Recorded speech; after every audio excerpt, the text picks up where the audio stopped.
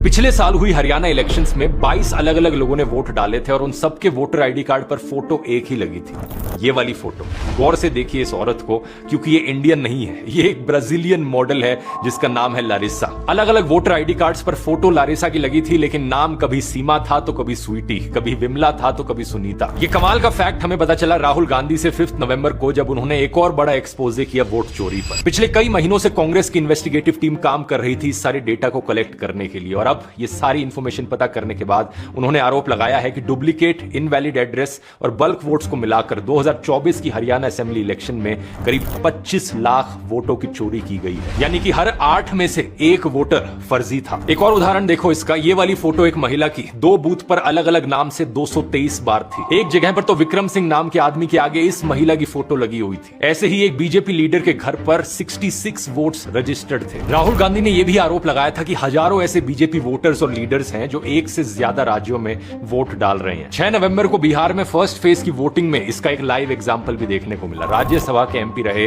BJP के राकेश सिन्हा ने फरवरी में दिल्ली इलेक्शंस में वोट डाला था और अब बिहार में भी वोट डाला। इसी तरह बीजेपी के संतोष झा ने भी पहले दिल्ली में वोट किया और अब बिहार में भी वोट डाला है। बीजेपी के एक और वर्कर ने भी ऐसा ही किया। अब वापस आए ब्राजीलियन मॉडल लारिसा के केस पर, तो जिन वोट्स पर लारिसा की फोटो लगी हुई थी उनमें से एक ये महिला थी जिसकी 2022 में ही मौत हो गई थी। इसी तरह एक दूसरी महिला पिंकी ने कहा कि उसके वोटर कार्ड पर गलती से लारिसा का फोटो आ गया था, जिसके बाद उसने आधार कार्ड से वोट दिया। यहां सवाल ये उठता है कि वोट डालते समय फोटो मैच किया जाता है, तो पिंकी को बिना फोटो मैच के कैसे वोट डालने दिया गया। लारिसा ने खुद इस मामले पर रिएक्ट करते हुए कहा कि ये उनकी एक पुरानी स्टॉक फोटो है जिसे उनकी जानकारी के बिना इंडिया में इस्तेमाल किया गया। मजाक में वो कहती हैं कि अब वो हिंदी के कुछ वर्ड सीखेंगी और फिर इंडिया में भी फेमस हो जाएंगी। ये हालत कर दी है दोस्तों आज के दिन इलेक्शन कमीशन ने इंडियन इलेक्शंस की। जिन इलेक्शंस को एक समय पर दुनिया भर में स्टडी किया जाता था, अब वो एक लाफिंग स्टॉक बन के रह गई। और ये सब इलेक्शन कमीशन की वजह से हो रहा है। जांच करने की बात तो बहुत दूर, उन्होंने इन एलिगेशंस का जवाब तक नहीं दिया। राहुल गांधी के अनुसार अगर हरियाणा में ये वोट चोरी ना होती तो रिजल्ट कुछ इस तरीके से दिखता, 73 सीट्स कांग्रेस की